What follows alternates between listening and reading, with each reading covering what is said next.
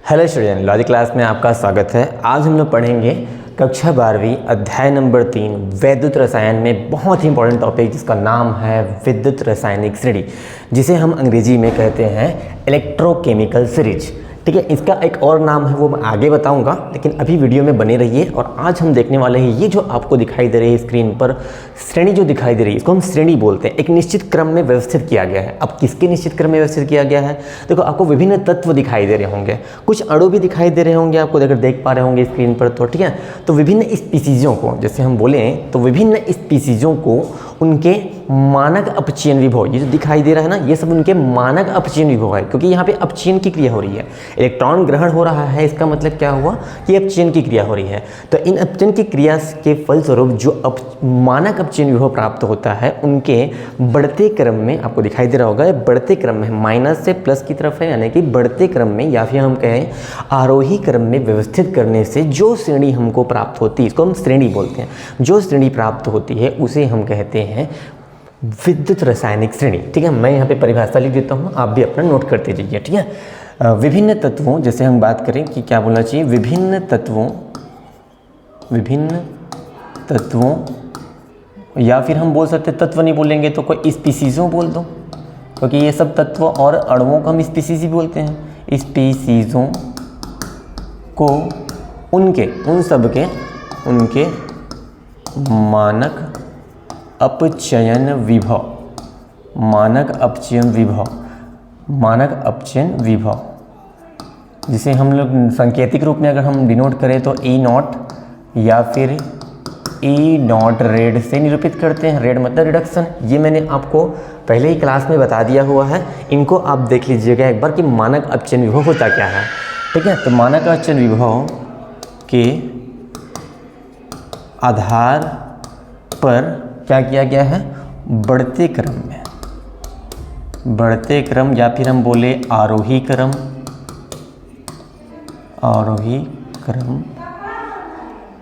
क्रम में व्यवस्थित करने से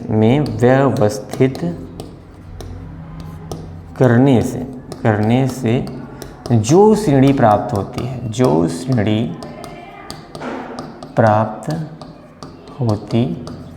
है उसे, यानी इस पूरी श्रेणी को, उसे विद्युत रासायनिक श्रेणी कहते हैं। विद्युत रासायनिक श्रेणी, ठीक है, उसे विद्युत रासायनिक श्रेणी कहते हैं।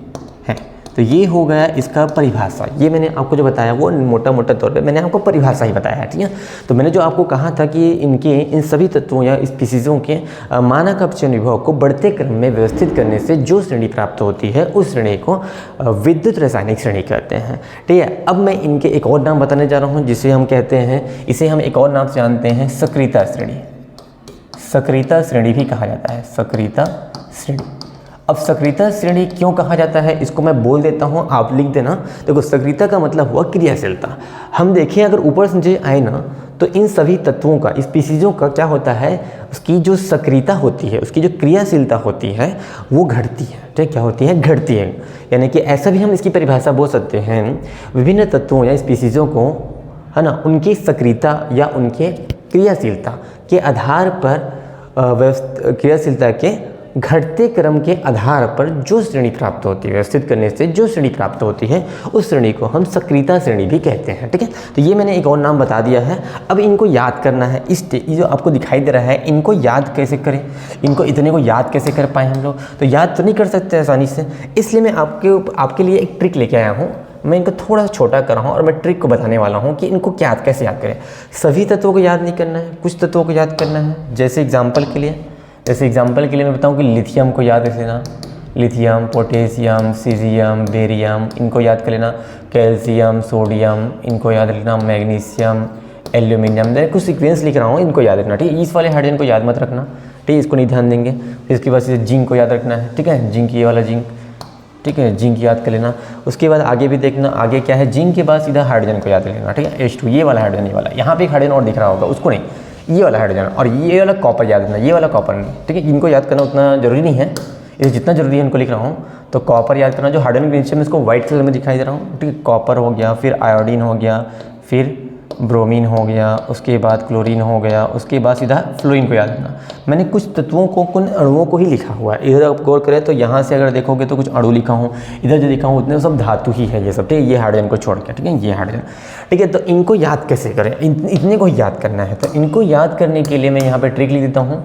याद करने की जो ट्रिक है वो ये है कि एक लिली नाम की नई नवेली दुल्हन थी, ठीक है, जिसका नाम था लिली।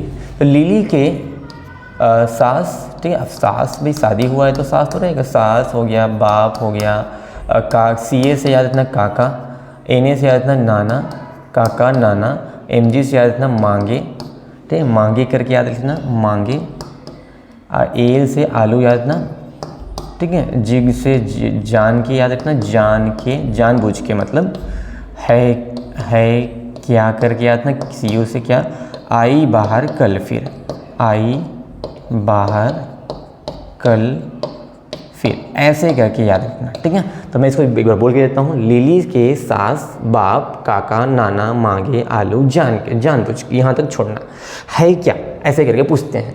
तो फिर बता वो क्या करती है, आई बाहर कल फिर, अब वो शर्मा गई तो कल ही ये बाहर आएगी, ऐसे करके याद कर लेना, ठीक है। तो ऐसे मैंने ट्रिक लिख दिया है। अब इनके बाद आपको क्या याद रखनी है, आपको ये याद रखनी है कि जैसे कि यहाँ पे मैंने कुछ लिखा हुआ है, जैसे कि यहाँ पे आपको दिखाई दे रहा होगा कि उनके सब के मानक अपचयन विभव है।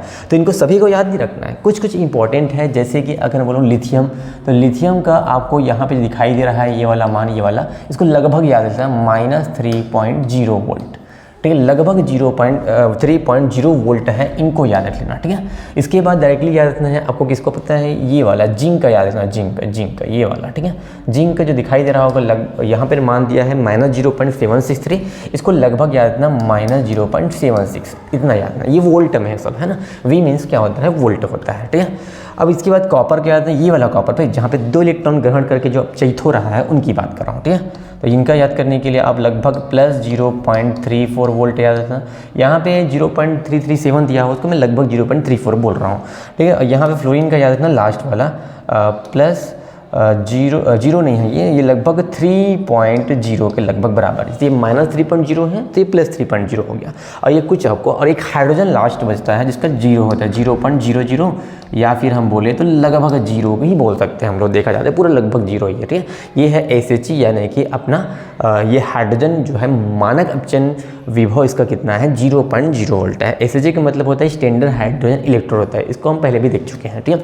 तो ये रहा इनके बारे में। अब देखो मैंने इसके बारे में कुछ एक्स्ट्रा बात बताता हूँ, जैसे इनको देख करके आप क्या समझोगे, इससे देख करके आपको ये पता चल रहा है कि जो लिथियम है जिसका मानक अपचयन विभव सबसे ऋणात्मक है या सबसे कम है, इसका मतलब ये हुआ कि ये जो है ना वो बहुत ही प्रबल अपचायक है, जिसका मानक अपचयन जितना कम होता है वो उतना प्रबल अपचायक होता है।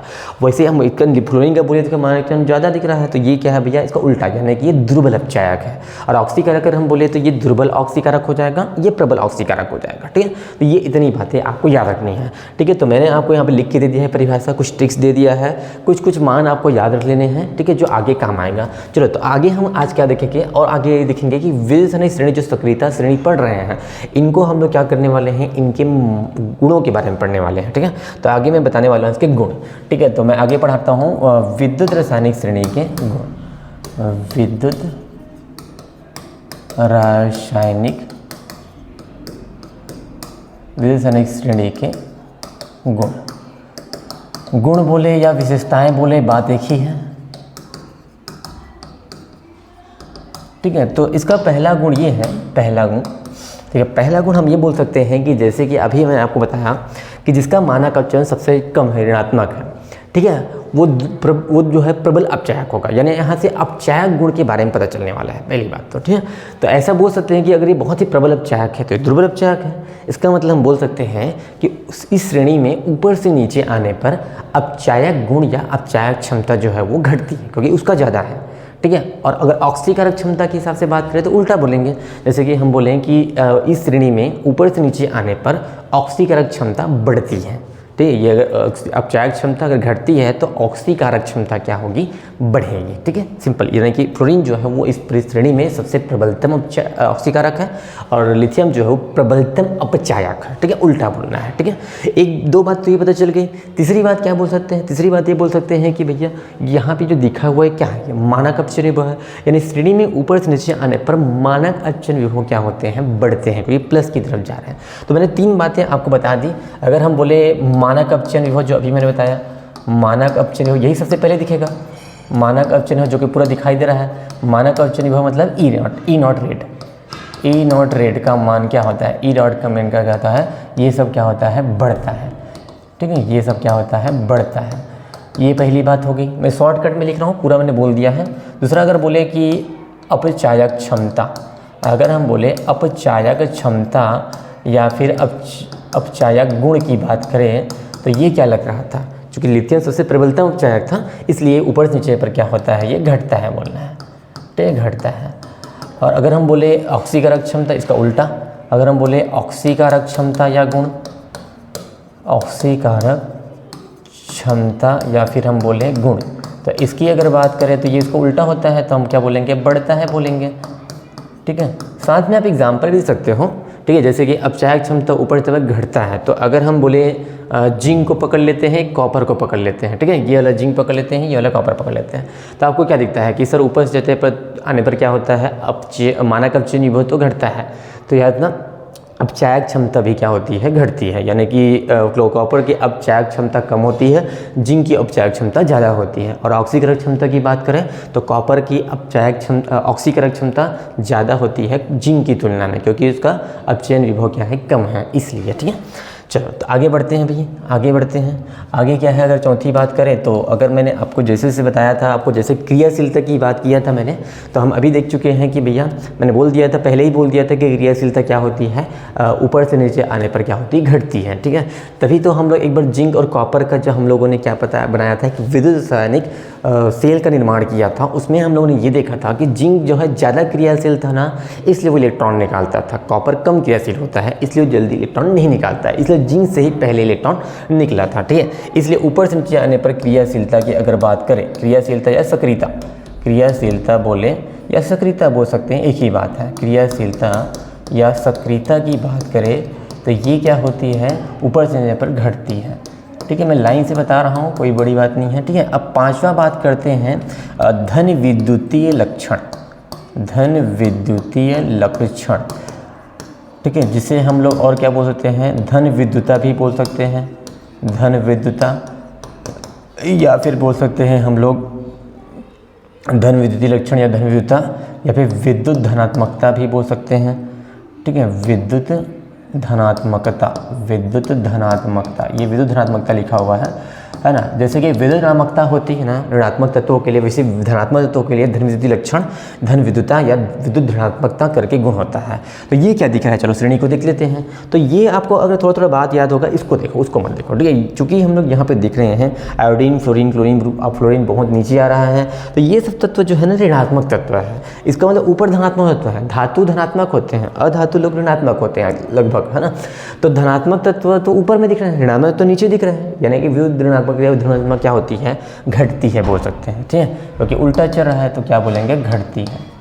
और अगर हम बोले इसका उल्टा, विद्युत धनात्मकता की जगह मैं बोलूँ विद्युत ऋणात्मकता की बात करें, विद्युत ऋणात्मकता, अगर हम छठवीं बात लेके चलें, छठवां बात, ठीक है, धन विद्युतीय लक्षण की जगह अगर मैं बात करूँ ऋण विद्युतीय लक्षण, ऋण विद्युतीय लक्षण यानी ऋण विद्युता, अगर हम और तो बात करें तो ऋण विद्युता बोल सकते हैं, या फिर विद्युत ऋणात्मकता बोल सकते हैं, विद्युत ऋणात्मकता। तो ये क्या होगी भाई, चूंकि फ्लोरीन जो है, फ्लोरीन, और हम पहले से जानते हैं फ्लोरीन सबसे ज़्यादा प्रबल क्या है, विद्युत वाला तत्व है, इसलिए हम बोल सकते हैं कि ऊपर से विद्युत क्या होती है, बढ़ती है। क्या बोलेंगे, बढ़ती है। विद्युत बोले या फिर ऋण विद्युता बोले या फिर ऋण विद्युतीय लक्षण बोले, ये सब क्या होती है, बढ़ती हैं। तो 6 बातें बता दिया। अब 7वीं बात हम क्या बोल सकते हैं, जैसे कि अपचायक क्षमता हो गया, ऑक्सीकारक क्षमता हो गया, है ना। बहुत सारी बातें हम लोगों ने ऑलरेडी कर दी है ना, क्रियाशीलता की भी बात कर दी है। तो लगभग मोटे मोटे तौर पे ये 6-7 गुण आपको याद है, इतना ही गुण हम लोग के पेपर के लिए सफिशिएंट होता है, ठीक है, इतना काफ़ी है, ठीक है। तो इतना आप लोग हम इसके गुणों या विशेषताओं के बारे में देख लिए हैं, ठीक है। अब हम लोग आगे बढ़ते हैं, आगे क्या पढ़ेंगे, इस विद्युत रासायनिक श्रेणी के हम लोग पढ़ने वाले हैं विद्युत रासायनिक श्रेणी के अनुप्रयोग पढ़ने वाले हैं। इसके क्या क्या उपयोग है, अनुप्रयोग मतलब क्या क्या उपयोग कर सकते हैं।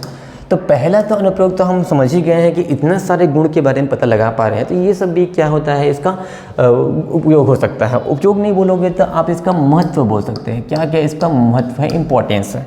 तो पहला महत्व तो यही रहा, ठीक है, कि ऊपर से नीचे आते हैं तो क्या होता है, मानक अक्षय निभव, अपचायक क्षमता, ऑक्सीकारक क्षमता, क्रियाशीलता, विधन विद्युतीय लक्षण, ऋण लक्षण, इन सब की हम लोगों को जानकारी प्राप्त होती है। जैसे अगर मैं बात करूं कि ये सबसे प्रबलतम अपचायक हो गया तो ये दुर्बलतम अपचायक हो गया, ये प्रबलतम ऑक्सीकारक हो गया तो ये दुर्बलतम ऑक्सीकारक हो गया, ऐसे करके पता चलता है हम लोग को, ठीक है। तो ये सब मैंने आपको जो लिखवाया था, जैसे कि क्या क्या लिखवाया था, जैसे कि मैंने लिखवाया था उनके मानक अपचय निभव, तो मानक अपचय निभव की जानकारी मिल जाती है, मानक किसका कम है किसका ज़्यादा है, तो मानक अपचयन विभव इनकी जानकारी प्राप्त हो जाती है। और अगर बात करें तो हम लोगों ने अपचायक गुण को देख लिया था, तो अपचायक गुण की जानकारी, फिर ऑक्सीकारक गुण की जानकारी, ऑक्सीकारक गुण की जानकारी, क्रियाशीलता की जानकारी, ठीक है, क्रियाशीलता क्या, किसका कम किसका ज़्यादा, क्रियाशीलता जानकारी, और विद्युत धनात्मकता और विद्युत ऋणात्मकता। विद्युत धनात्मकता बोले एक ही बात है, विद्युत धनात्मकता और विद्युत ऋणात्मकता, बहुत सारी जानकारी रहती है, आदि लिख देना, आदि, है ना। विद्युत ऋणात्मकता की जानकारी प्राप्त होती है, जानकारी, ठीक है। तो इन सब की जानकारी हम लोग को इन विद्युत रासायनिक श्रेणी के आधार पर हो जाता है। अब हम आगे बढ़ते हैं, जैसे कि और अगर मैं बात करूं तो हम बोल सकते हैं कि भैया इससे हम लोग एक बहुत इंपॉर्टेंट जानकारी मिल रही है, जो है एनोड व कैथोड की पहचान। एनोड व कैथोड, जब हम लोग विद्युत रासायनिक सेल बनाएंगे तो उसमें क्या होता है, एनोड व कैथोड की हम पहचान जो करते हैं, पहचान वो हम कर सकते हैं। अगर आपको एनोड की पहचान चाहिए, अगर एनोड, तो उसकी ध्यान रखना, उसका जैसे मैं उसको थोड़ा सा एक ट्रिक से बताना चाहता हूँ। एनोड होता है और कैथोड का स्पेलिंग क्या होता है, CHOD होता है। मैं एक ट्रिक बताता हूँ कि जैसे मान लो कि हमारे पास जिंक है और कॉपर का एक सेल बनाया है, हम लोगों ने जिंक का सेल और कॉपर का लेकर के एक विद्युत रासायनिक सेल बनाया, ऐसे करके आपने पढ़ा होगा, ठीक है। तो ऐसे गैल्वेनोमीटर लगाते थे, अगर याद होगा तो जी करके था, ठीक है। तो ऐसे करके हम लोग क्या करते थे, एक सेल पढ़ते थे, जिंक कॉपर सेल, जिसे हम गैल्वेनिक सेल भी कहते हैं।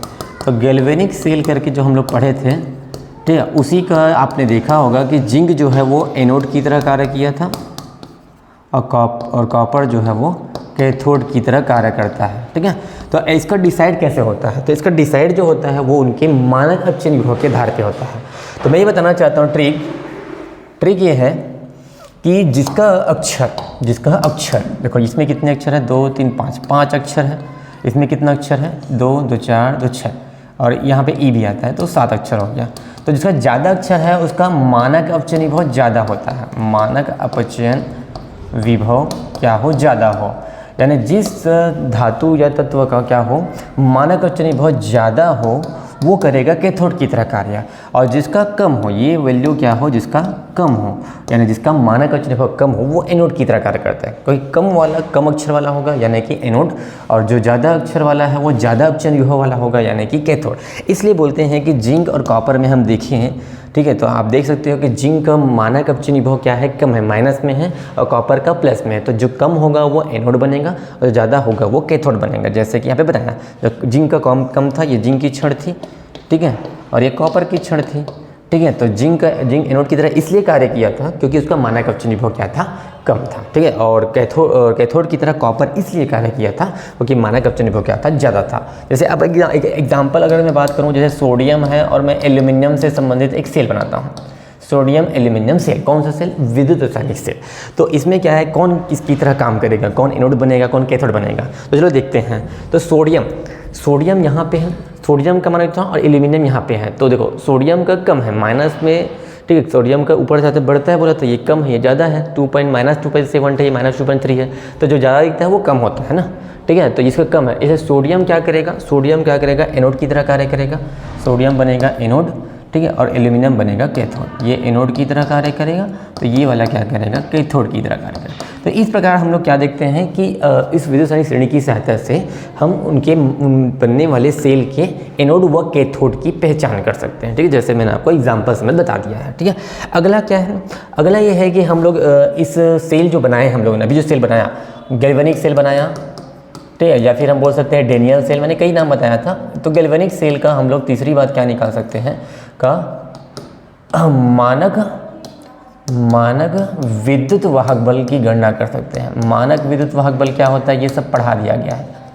मानक विद्युत वाहक बल की गणना कर सकते हैं। कैसे गणना करेंगे भैया, तो हम लोगों ने एक फार्मूला पढ़ा था मानक विद्युत वाहक बल के लिए, मैंने आपको संकेत ही बताया था, EMF करके मैंने बताया था, ठीक है। ये नॉट जो है यहाँ पे नहीं रहता, EMF नॉट, ये मानक विद्युत वाहक बल है। तो हम लोगों ने EMF नॉट करके बताया था, तो इसका फार्मूला था E not red minus E not ox, या फिर इसी को मैंने लिखा था कि दोनों को या करके एक और बताया था आप लोगों को, इसका एक और फार्मूला है EF नॉट, मतलब रेड में बताया था, E नॉट रेड करके बताया था, लेकिन ये उच्च वाला मानक अपचयन विभव था और ये वाला क्या था, निम्न वाला मानक अपचयन विभव था। चूँकि हम जानते हैं गैल्वेनिक सेल में जिंक और कॉपर का क्षण रहता है, तो जिंक कॉपर का ही हम लोग को मानक अपचयन विभव यहाँ पे लेना पड़ेगा।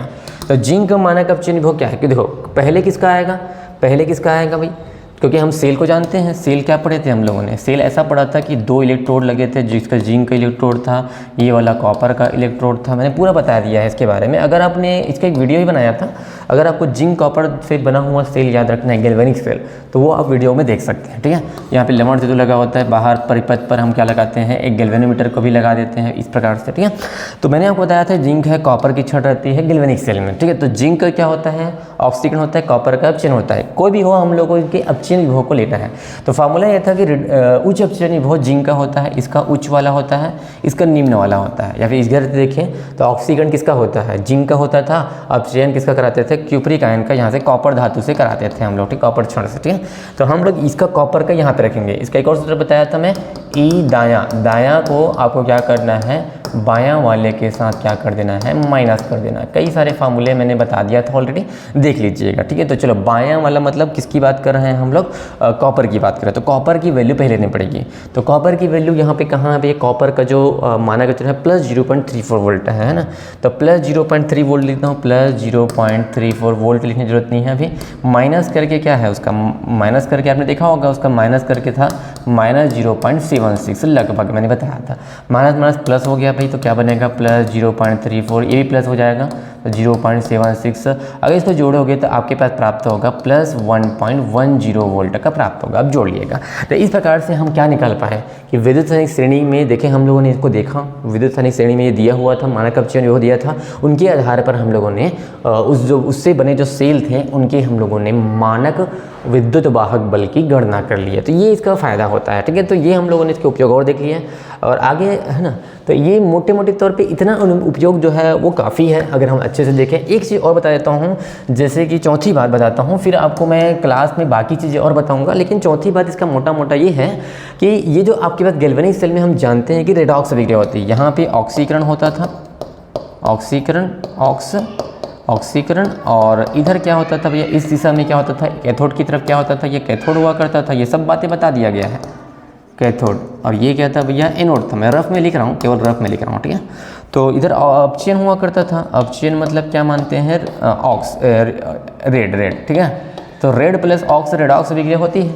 तो यहाँ पे इस विद्युत मानक अपचयन विभव के आधार पर हम विद्युत वाहक बल की गणना करेंगे। लेकिन मान लो जिसका ऋणात्मक माना गया, जैसे यहाँ पे धनात्मक माना है, अगर ऋणात्मक माना हो गया उसका मतलब ये मानेंगे कि उसमें रेडॉक्स अभिक्रिया नहीं हो रही है, और अगर प्लस माना आया तो हम समझ जाएंगे कि रेडॉक्स अभिक्रिया हो रही है, उससे रेडॉक्स अभिक्रिया हो रही है। तो यहाँ पे हम पता लगा सकते हैं कि रेडॉक्स अभिक्रिया होगी कि नहीं होगी। रेडॉक्स अभिक्रिया की संभावना को बता सकते हैं। रेडॉक्स अभिक्रिया की संभावना मतलब वो अभिक्रिया होगी कि नहीं होगी। और अगर नहीं होगी तो हम ये मानेंगे कि वो सेल निर्माण नहीं किया जा सकता, ठीक है, और होगी तो ये मानेंगे कि उससे सेल बन सकता है। जैसे मान लो कि हम लोगों ने एग्जाम्पल के तौर पर क्या ले लिया, मैं एल्यूमिनियम और जिंक को ले करके क्या करता हूँ, एल्यूमिनियम जिंक का सेल बनाता हूँ। और ये है कि एल्यूमिनियम को मैं लेता हूँ चलो कैथोड की तरह, और जिंक को लेता हूँ मैं एनोड की तरह। चलो ऐसे मोटे मोटे तौर पे हम लोग अपने हिसाब से ले लेते हैं। अब चूंकि हम लोग एनोड कैथोड की तरह लेने वाले हैं, तो कैथोड का क्या होता है, अपचयन होता है। कैथोड की तरफ क्या होता है, अपचयन, और एनोड की तरफ में हम जानते हैं क्या होता है, ऑक्सीकरण होता है, ठीक है। जैसे यहाँ पर बता चुका हूँ ऑलरेडी आप लोगों को, ठीक है। तो ऑक्सीकरण अपचयन के आधार पर अगर हम इनके क्या ज्ञात करें भैया, उनके अपचयन विभव को देख करके हम अगर मानक विद्युत वाहक बल निकालना चाहते हैं, जैसे प्लस वाला निकाल दिया हूँ, अब मैं उल्टा करता हूँ। मान लो यही भी क्रिया, चलो एक काम करते हैं कि इस एग्जाम्पल को चलो समझा देता हूँ, फिर इसको भी समझाऊंगा। अगर हम उल्टा कर दें तो क्या होगा, तो एल्यूमिनियम जिंक को जो कैथोड वाला होता है वो अपचयन वाला है, तो अपचयन वाला पहले आएगा, अपचयन वाला, उसके बाद ऑक्सीकरण वाला बाद में आएगा। तो एल्यूमिनियम का अपचयन विभव कितना है वो चलो हम लोग देखते हैं। तो एल्यूमिनियम का अपचयन विभव जो है वो -0.16 लगभग, ठीक है। तो हम लोग ले लेते हैं -1.6 लगभग, ठीक है। और माइनस करके क्या होता है, विद्युत वाहक बल निकाल रहा हूँ ना, याद रखना मैंने निकाल रहा हूँ क्या है, विद्युत वाहक बल है, ठीक है। तो ये ले लिया, और उसका कितना है भाई, जिंक का कितना है देखिए, क्या जिंक है अपने पास, देखो जिंक दो जगह दिखेगा आपको शायद, यहाँ पे एक जिंक है और कहीं पे जिंक हो सकता है, ठीक है। तो जिंक का कितना है, -0.76 है, -0.76 है, ठीक है। चलो इसको हम लोग सॉल्व करते हैं। तो ये हो गया -1.6 माइनस हो गया प्लस और 0 हो गया 76। देखो ये बड़ा वैल्यू है, ये -1.6 तो बड़ा है, क्यों, ओके 1 से स्टार्ट हो रहा है ना, देखो ठीक है। तो ये जाहिर सी बात है जो आंसर आने वाला है वो ऋणात्मक आने वाला है, ठीक है, इतना तो पता चल जा रहा है, ठीक है। जो भी आएगा ऋणात्मक निकाल लेना, ठीक है। तो ऋणात्मक मान आने का मतलब ये है, अगर विद्युत वाहक बल का मान ऋणात्मक आया, इसका मतलब ये हुआ कि ये सेल में रेडॉक्स अभिक्रिया नहीं होगी, यानी ये सेल बनाना संभव ही नहीं है, ऐसे नहीं बना सकते आप। जैसे इसमें भी अगर मान लो कि मैंने अगर इधर एनोड की जगह पे अगर मैं मान लो एनोड की जगह कॉपर ले लेता, कैथोड की जगह मैं जिंक को ले लेता, तो उससे ये अभिक्रिया पूरी, मतलब ये जो आपका जो मैं निकाल रहा हूँ मानक विद्युत वाहक बल, ये उल्टा आता।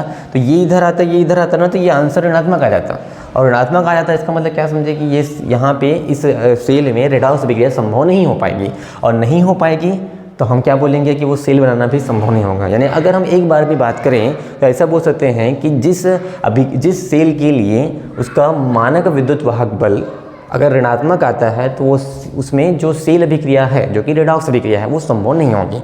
लेकिन अगर उसका मानक विद्युत वाहक बल अगर धनात्मक आ जाए, तो हम ये बोलेंगे कि वो सेल में रेडॉक्स अभिक्रिया होगी, ठीक, जैसे इसमें होगा, इसमें नहीं होगा, ठीक होगी, और वो सेल बनाना संभव भी है।